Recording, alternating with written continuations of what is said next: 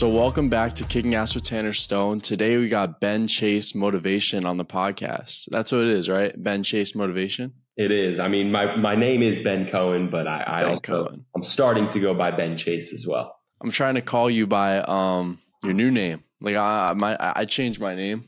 Got that now. Right. But the reason I want to have you on the podcast is because you went through a very tough time in your life. And we're not going to say what that is yet. We're going to save that till part 2.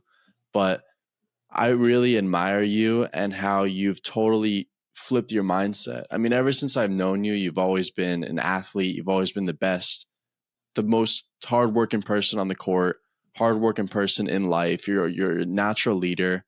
And you called me the other day because you enjoy seeing what I'm doing as well. And as I scrolled through your Instagram page, scrolled through your TikTok, I saw a lot of cool stuff that I align with and find very interesting. So just tell me about why you got started with the Instagram and TikTok and social media, and we'll just go off that. Right. And although I'm not at large yet to discuss what experience I had in my life that turned my life around, I can still relate it to anyone in the audience. Everyone, and this is the answer to your question of why I started my Instagram. Everyone in life, especially successful people, face challenges, face rock bottom, fail. And that's just what happened to me. It doesn't even necessarily matter what happened to me yet. The fact is I failed. I hit rock bottom. And the good news is I'm still standing. I'm here. I'm here able to still speak. That's the good news. And although I failed, the point of my page is other people in life, whether they already had failed, whether they feel like they're on the brink of failure. It's how do you use social media for the good of mankind? How do you put content on someone's For You page, on someone's Instagram feed that has the chance to make their life better? Now, no offense to Big Justice and AJ and the Rizzler, whoever, I don't know those guys' real names, but that's the type of things that's flooding social media pages right now, including mine. And that's part of the reason why I wanted to just be another content creator that truly has the right intentions, like you as well. I believe that with everything you're saying, the thing I'm hearing is you can't really care what people think. Like you took a situation that you supposedly failed from, that you said you were at rock bottom. And the first step of social media to start posting and everything is you have to block out other people's opinions. Because I looked at your comments. Some people say like, stop talking or some shit like that. But you're like, what are you doing in your life? Like you just kind of brush them off your shoulder. You know what I mean? That's the only choice you got. And of course, self-doubt. And this is a video I've actually posted. And I actually wanted to give an update on self-doubt. Self-doubt is part of the journey. And the analogy that I made up in my head to keep me going is, let's say you're a social media content creator and it's day 1 and you just started off on social media. Let's say it's day 200 now and you still haven't broke through to the point where you're monetized. Let's say you monetize on day 201. Days 1 through 200, every day along that stretch, there's going to be self-doubt. Self-doubt has to be accepted. And yes, blocking out the noise is step 1. You have to do that from the start because we live in a world where being different is feared upon.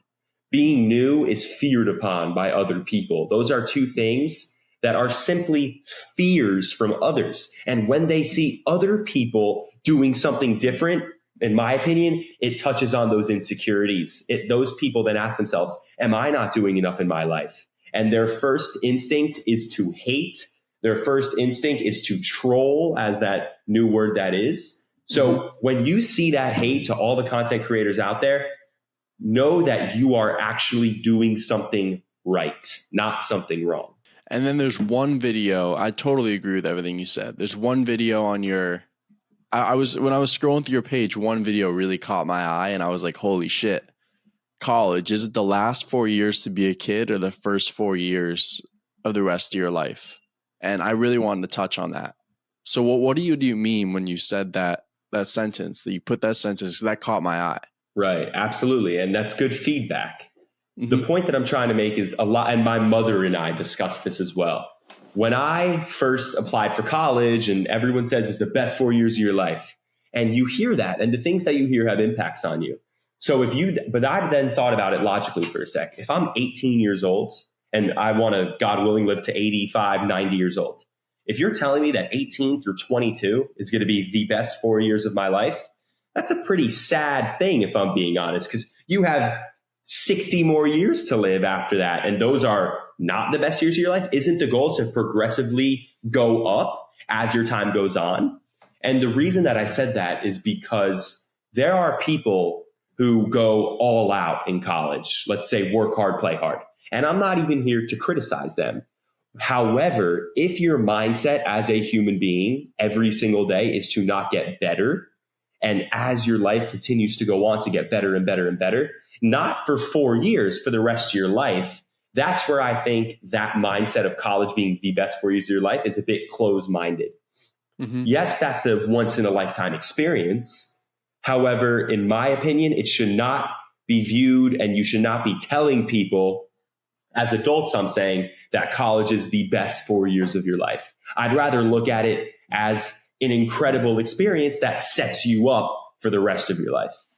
I believe that the whole college experience, it's not defined the right way. Like I'll start by this. So I might have an opportunity to go to another country and live and model, and I might get to see all this stuff. And this one person asked me, what about the college experience? Don't you feel like you're going to be missing out? I totally agree with where you're coming from. And these 4 years, I feel like it's less of a college experience and it's more to explore who you are. I feel like you should take this journey from these 4 years while you're young. You don't have that many expenses to pay for, and you should really have self-growth and find a hobby or find something that you should stick with. But I don't believe this whole college experience is stupid. I mean, what is it? Drinking, smoking. I believe that people should start changing the definition and edge away from that. You know what I mean? I 100% see what you're saying. And this is when I talk about someone said, well, you're going to be missing out. That's what I want to focus in on, because I've actually been home since September. I had to come home from school, and that it's part of my story, which I'm not discussing yet. But I've been home, and I had to move back into both of my parents. My parents are married, into both of my separate houses. And I've practically been alone. I've been on my own for these, outside of my family. I haven't had many friends in town, and I haven't explored opportunities in that sense. However, some people would argue that I'm missing out. But the good news is, if you are a strong, independent human being focused on your goals, there is no such thing as missing out. You're always fitting in with yourself and with your own future. It's when other people start, that's what we talk about. Other people having an impact on you and what they say. You can't care about what others say. It's not just social media. It's the real world as well. People are going to be critical and judgmental of your journey because it's not theirs. But how do you accept and how do you continue to be productive? Yes, I haven't had friends in town. That is true. I haven't been partying at this point in my life. But it doesn't mean you can't get a job. It doesn't mean you can't start a social media small business. It doesn't mean you can't focus on school. It doesn't mean you can't exercise. If you're mentally and physically healthy, that's all you can ask for. So when people say you're missing out, they don't know what they're talking about. If you're a mentally and physically healthy person and you're working on that every day of your life, what else could you possibly ask for? Mm-hmm. And you said you had to go home for a while, and you could have taken that in such a negative way. My question for you is, how did you find purpose in this moment of your life that felt like it was rock bottom, like you said before? Right. Well, first and foremost, I had excellent help. I had excellent support from my family, other people as well who were part of my journey. I had excellent help. And what I had to do is right. There was plenty of opportunities for me to give up when I had to come home, and especially specific to my story. And when people hear that about how the odds were against me, the odds were stacked against me. I was made out to be, the odds were against me to come out on top and to be positive and to stay focused. But I had excellent help. I was taught incredible lessons. I learned incredible lessons when you hit that rock bottom. And pretty much I challenged myself. And once you can leave your ego behind and say, this is my life, I want to become the best version of myself, that is when you can start making those strides forward. And no matter what happens to you, no matter what, I'm going to get through this. I'm going to be positive. All those positive thoughts that you can force into your mind. Once you have that ability and you say to yourself, being negative hurts me. Being negative is bad. How I need to be positive. Although it's not, of course it's not easy. Nothing in life's going to be easy, but how do you find the will within you to not give up? That's as simple as it is. I 100% agree with you, because if you think negative, you'll trick your brain into just hating everything. Like, absolutely. With me, I always try to think positive, and manifestation is one of the biggest things to me. What do you think about manifestation? Manifestation is a beautiful, beautiful thing. And if you ask any successful person in the world, and that's a positive, that's one of the positive things about social media. There's plenty of issues with it, a lot of issues, but the positive is that people who are successful, people who have done incredible things in their life, we get to hear their stories. We get to hear their successes and what they did along the road to get them to where they needed to be. And I think that is one of the most positive things that has come out of social media. But when you ask about manifestation, it's tricky. It's a gift, in my opinion, and I'm going to explain why. If you're having a good day, if you're doing the little things right, if you make your bed, if you're eating right, if you're exercising, if you're being productive, you're going to have moments kind of naturally along your days when you can manifest and feel and visualize your success. For me, I know it's kind of unique to me, I'm sure. Something that I've manifested over the years, and it comes naturally, is one day if I could be on a talk show. If I'm walking out of that elevator and on the talk show with any of these guys, Jimmy Fallon, I've always watched YouTube clips of him. That is manifestation. In visualizing yourself in a position that you've always wanted to be. How do you do that? You make correct and good decisions throughout the days over the course of weeks, years, months, years, and your dreams will come true eventually. How does what you said before is making your bed and doing those good deeds can help manifestation? How does that correlate with is it good karma? Is that what it is? No, it's not karma. It's momentum. As a human being, if you make one decision that is good for you, you are going to, as we said, kind of subconsciously see yourself making the next right decision. And it's also the law of consequence. That's something that I've learned. If you make your bed in the morning, that has a positive consequence on you as a human being. Whereas the other end of the spectrum is if you don't make your bed. If you don't make your bed, you are going in the opposite direction. But if you do make your bed, you're going forward. Then you're going to take that next step to put that one little extra piece of effort. Maybe it's at your job. Maybe you work 1% harder. Maybe it's schoolwork. Maybe it's the gym. Human beings are momentum based, and we build off of, as we said, you either get more and more positive or more negative. And you have to make sure that you are on that path of positivity. And starting your day with a made bed is a great example of something within your control. That is that thing you can control. There's a lot you can't control in this world. But what you can control, for example, is making your bed in the morning and then going to the gym. And then your life will start to pan out, whereas it could get worse and worse on the other end. Well, what does that have to do with manifestation?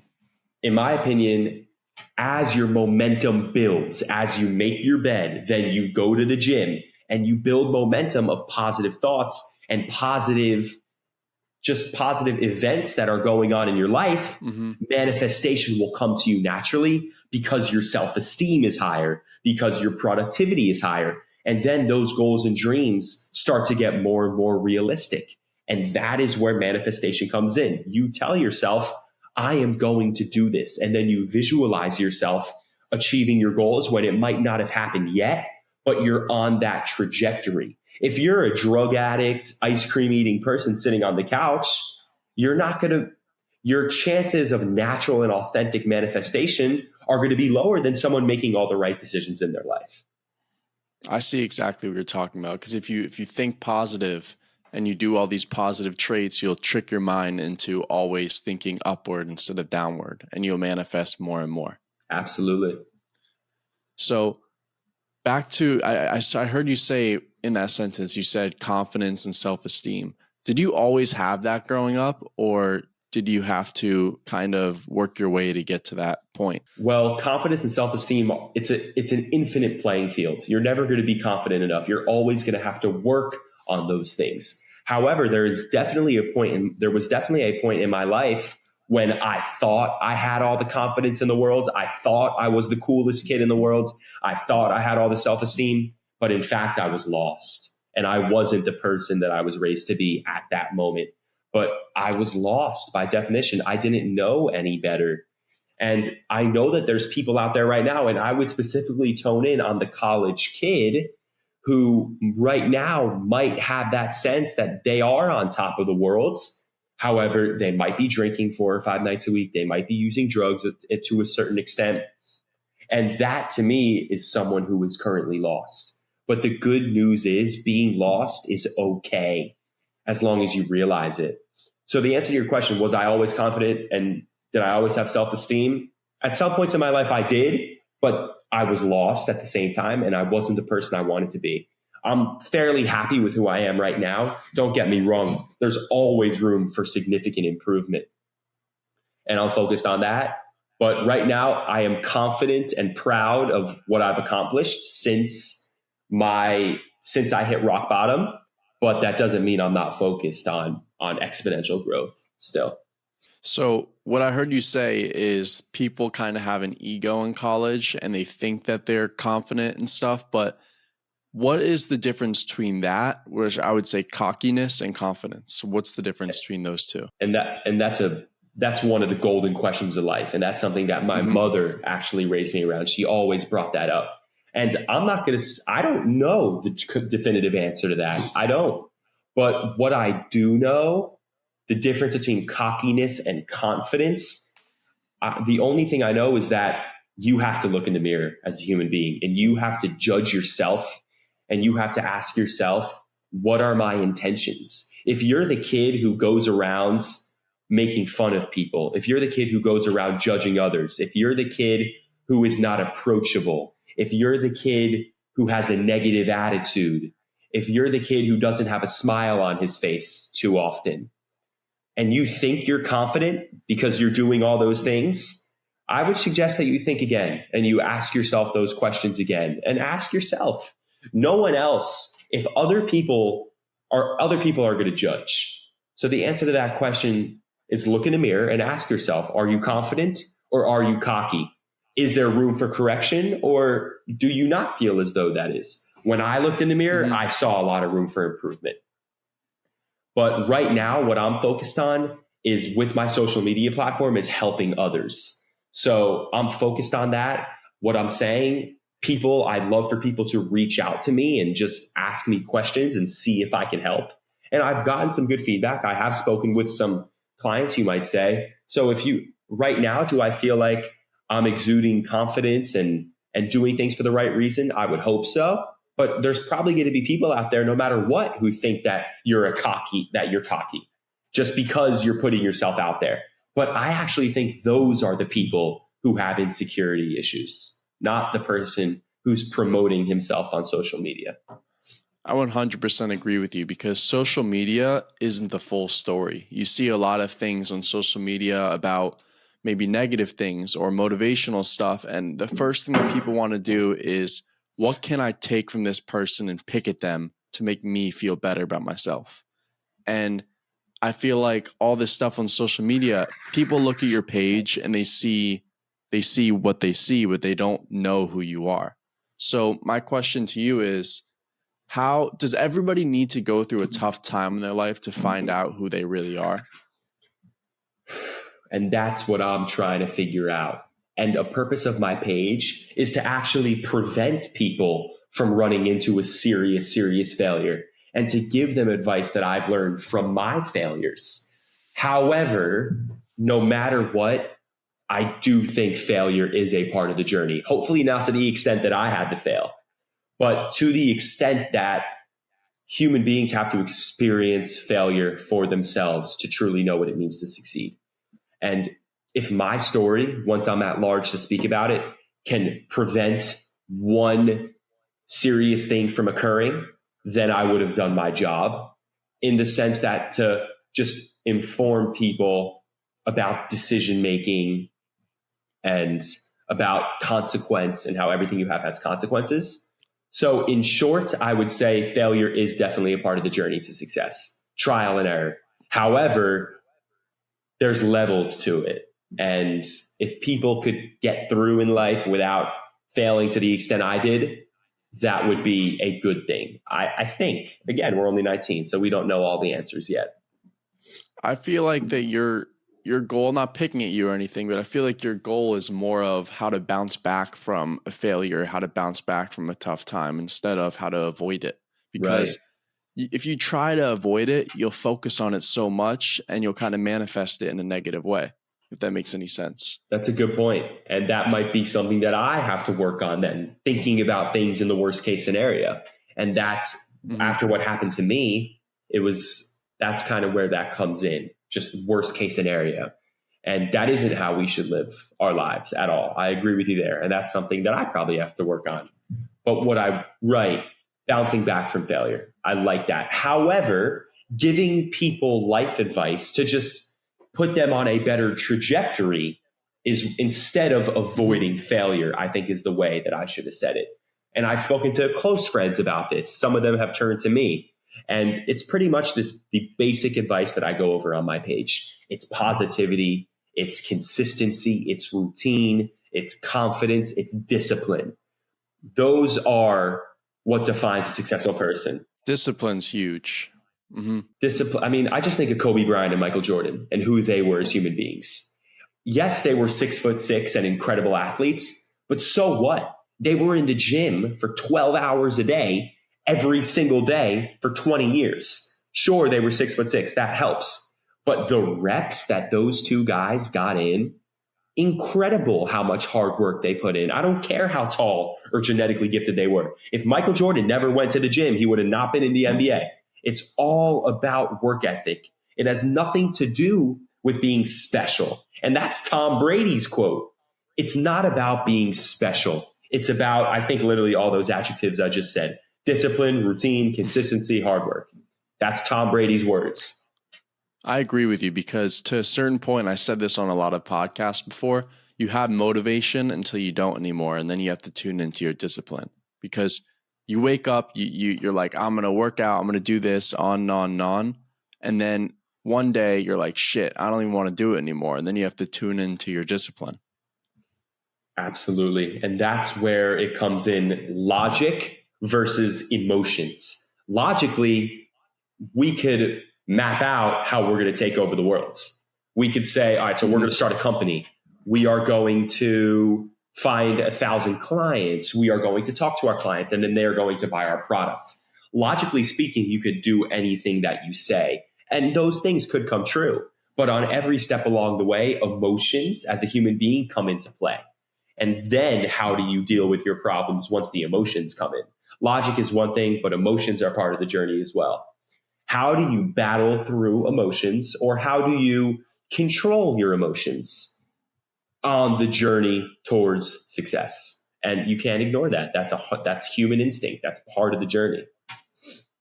I agree with you, because controlling your emotions is a very powerful skill that people have to have, because it could really ruin your life. You get in a situation and you react instead of come back to yourself and just think about what, because I don't know, I forgot what the word is, but I learned to never react. You proactive. You always go proactive over reactive.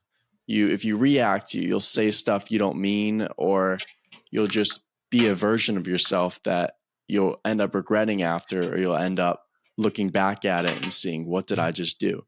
You have to come back to yourself and really think about what you're going to say or what you're going to do. And for example, when I had my ex-girlfriend, I used to really try to do that skill. I used to react sometimes and be like, fuck, I didn't really want to tell her that. I just said it because my feelings got over. I don't think they got over my head. But yeah, that's all I really wanted to say. I went on a little rant.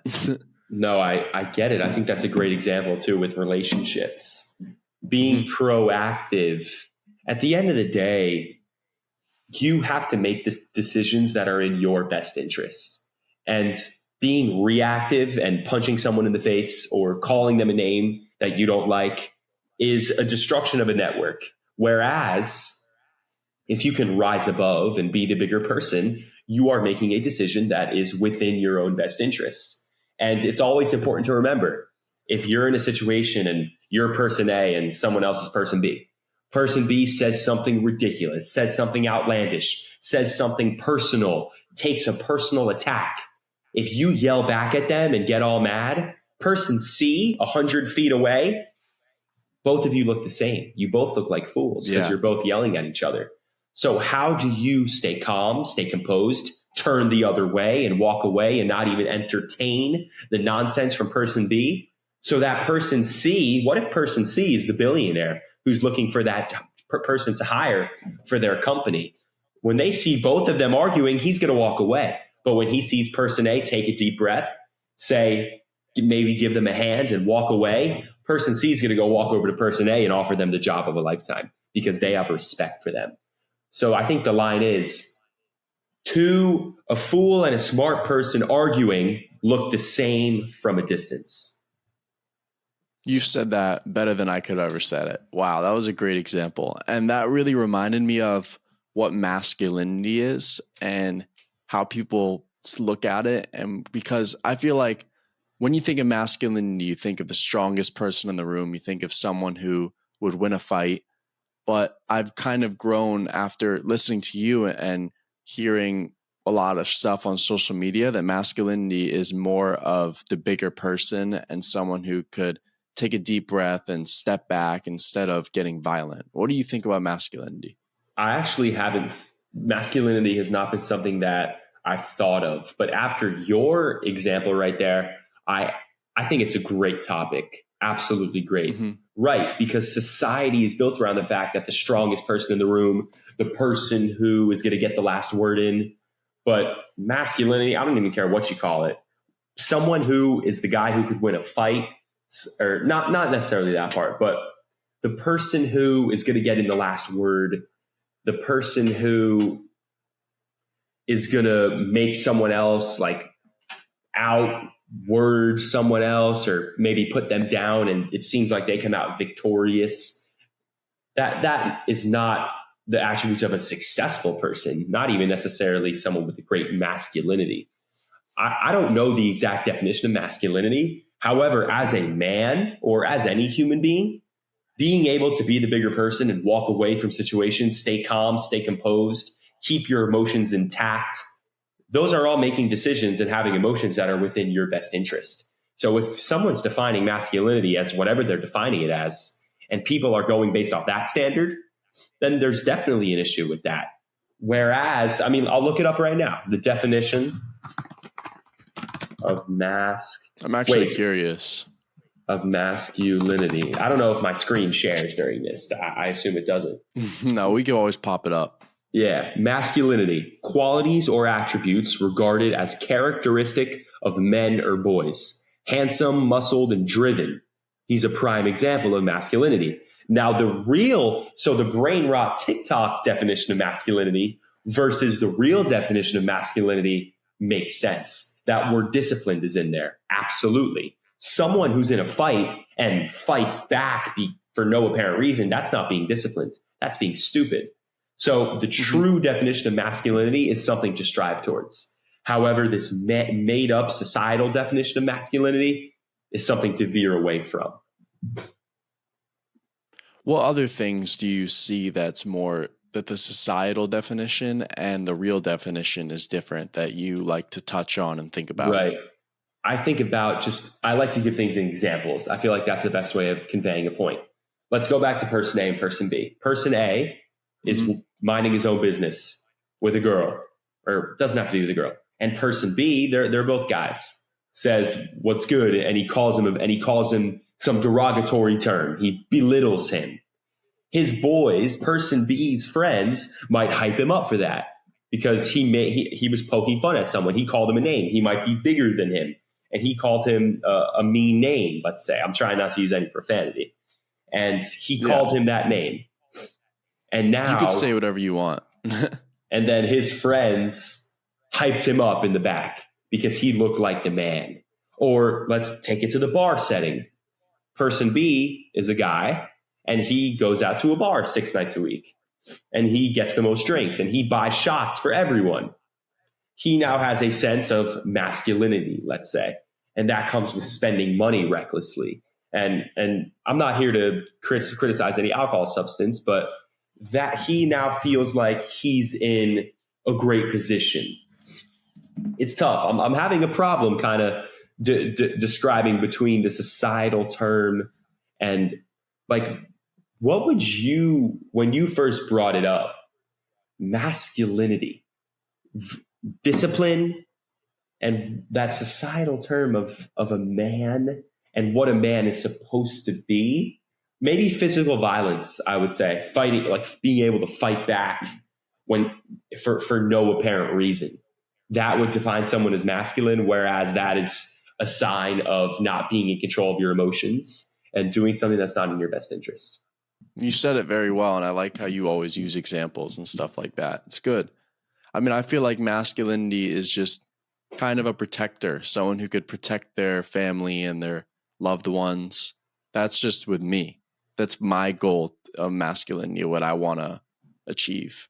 I always just want to protect the people around me, and hopefully that's a masculine trait. Right. I definitely feel as though it is. And protection comes in a lot of different ways. It's not just physical, it's also mental. And if you are a father figure of someone in control of your emotions and someone who's calm, composed, cool, and collected, then your kids are going to pick up on those incredible traits. Whereas if you have a masculine father who's a hothead and is always losing his mind, that's probably not going to be the best method in terms of setting an example for the kids. And it's an interesting concept, but I think we did a good job diving into that and discussing it. Yeah. What defines someone at the end of the day? It all comes down to you as a person. Are you happy with yourself, and are you making decisions within your own best interest? You can apply that to anything in life. And being violent, we all know, is not within your best interest. Not being in control of your emotions is something to address. So I want to hit a couple of different topics. First, we'll go off that. We'll hit what is happiness, and how do you achieve it, and how do you know that you are at a point where you're happy? Because I've seen you talk about that on your social media, but right. I want to hear the answer from you.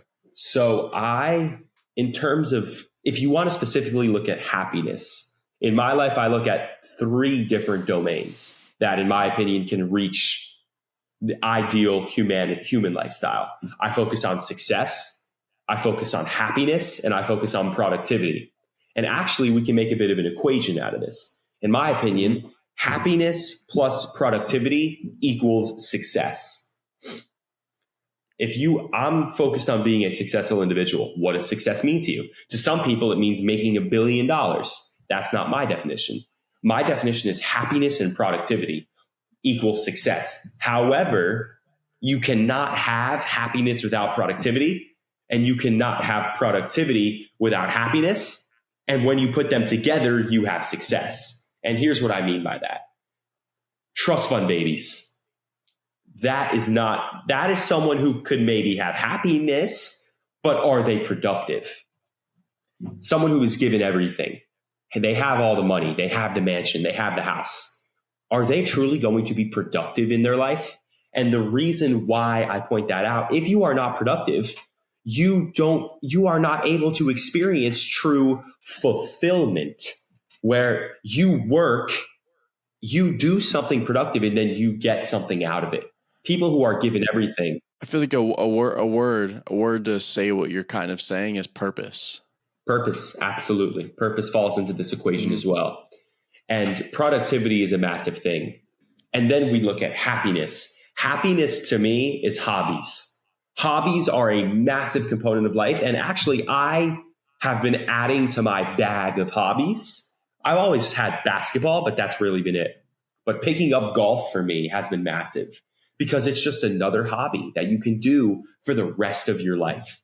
And healthy hobbies as well. Playing Xbox is a hobby, and it's something that if you enjoy in proportion, but hobbies are a massive attribute towards happiness. And family time as well, in a sense, is a hobby.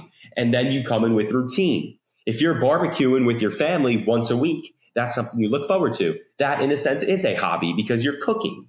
Cooking is a great thing. Cooking is a great hobby. And I was that person who said, I have nothing to do. That's one of my least favorite phrases in the English dictionary. Well, there's nothing to do. There's nothing I can do about it. That is actually an excuse, and that is a sign of laziness. There is always something to do in the world that we live in today.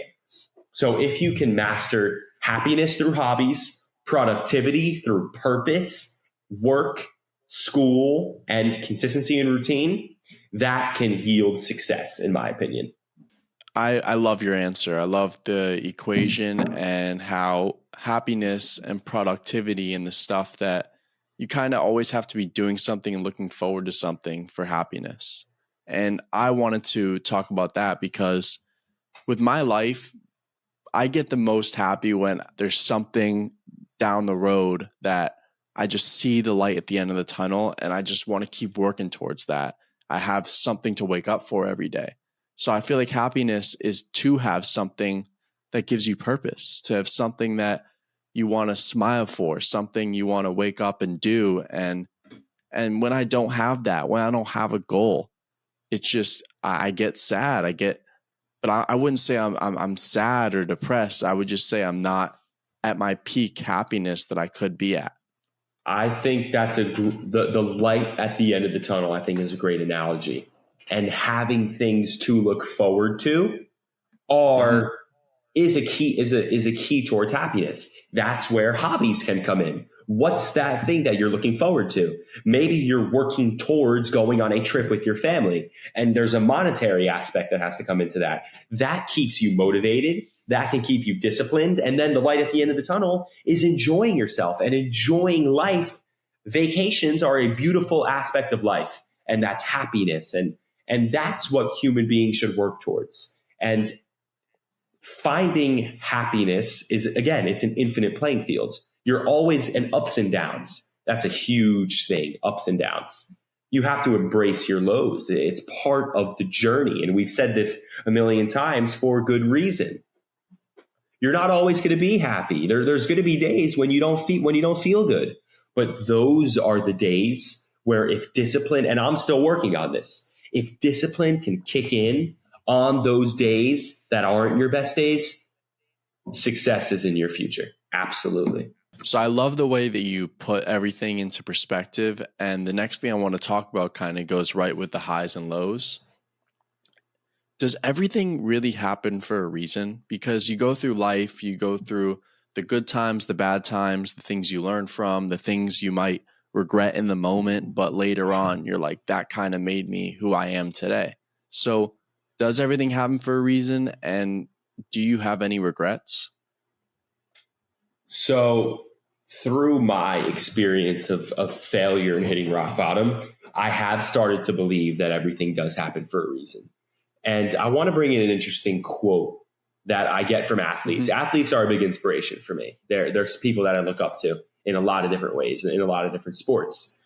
Just LeBron James, Patrick Mahomes, many times, and this is religion-based, but here's my interpretation. They say the man above never makes a mistake. In all their post-game interviews, the man above never makes a mistake. What that means to me is that anything that happens in your living life, as long as you are not dead and you are alive, anything that happens is for the reason so you can overcome it and become a stronger person.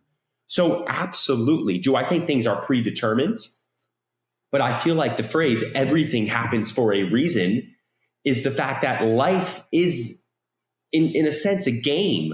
life is an obstacle course, and every barricade along the road gives you a greater potential for fulfillment and the ability to overcome challenges, which make you a stronger person, which gives you more wisdom and more experience. So yes, I absolutely believe everything happens for a reason. And those who don't believe that, those are the people who might not be so happy in their own lives, unfortunately. I wrote down that quote because I liked it so much. The man above never makes a mistake. I love that because that really puts in perspective that everything does happen for a reason. But second question, do you have any regrets? Right. I forgot about that part. Sorry.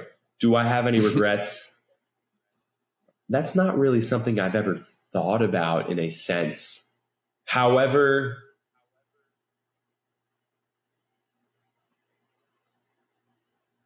I'm gonna plead the Fifth Amendment because I don't know. We could talk about that in part 2. Yeah. Do I have any regrets? Yeah. I don't know the answer to that. And that's honesty. That's transparency. I don't know what I have to think about what that means to me, really, in a sense. How about you? Is that something you've thought about?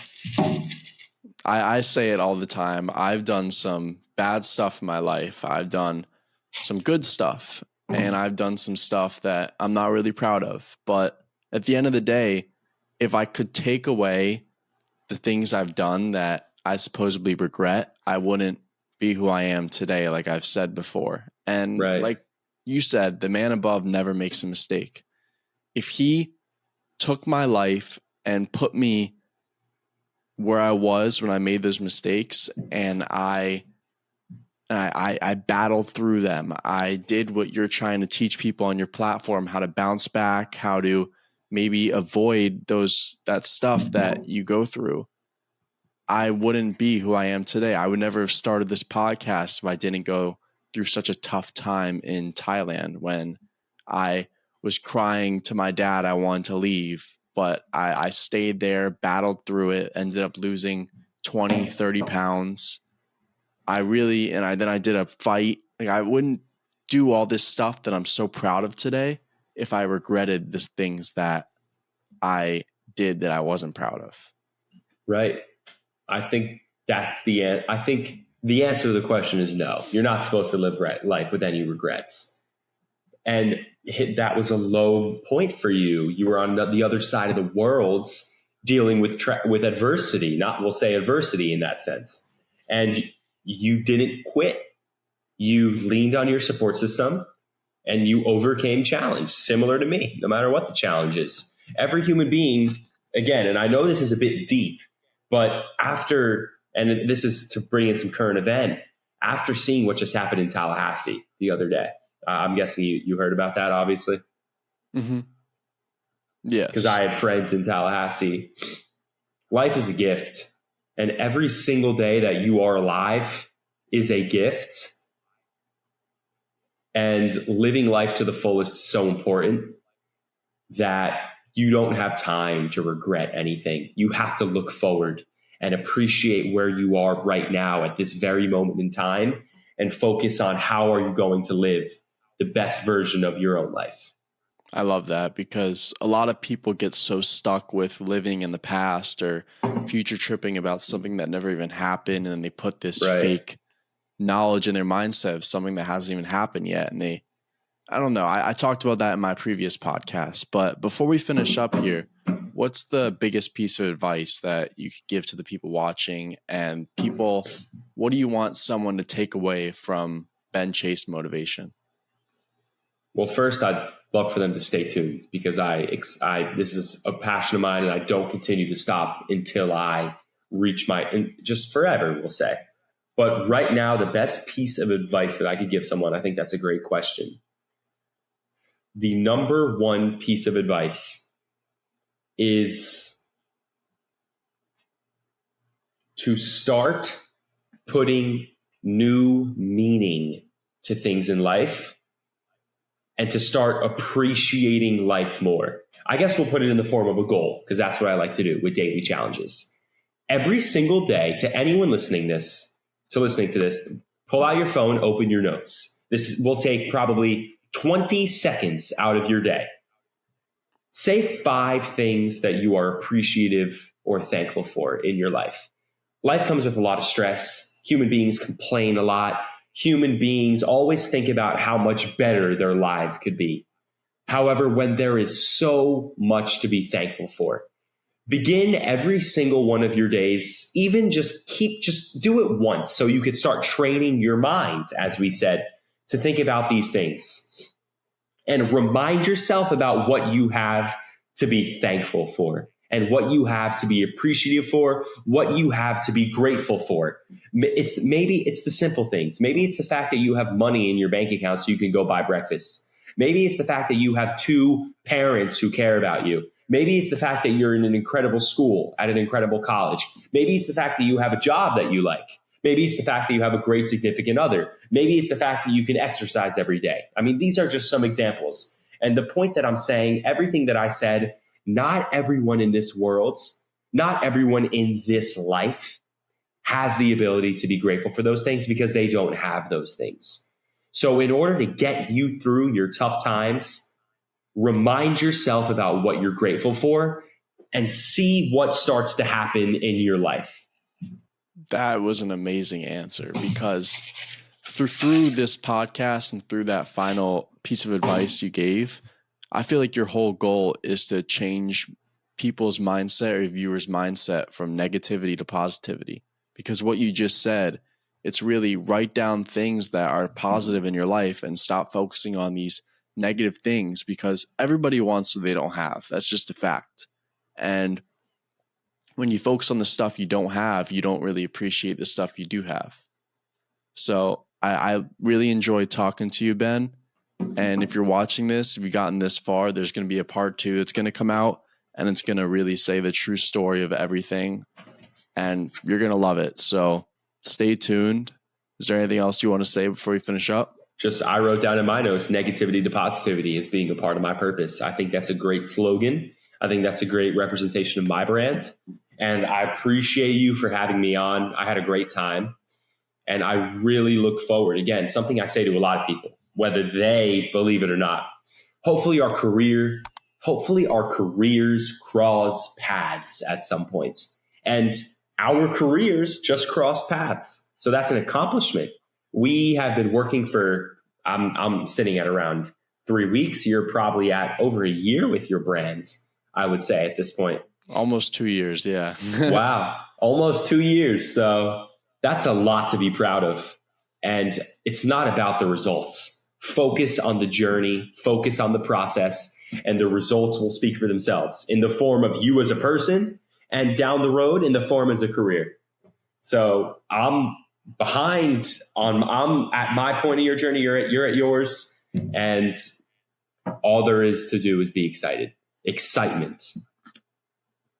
Thank you. It was really nice talking to you, Ben. Thanks again for coming on. Absolutely, man. Enjoy the day.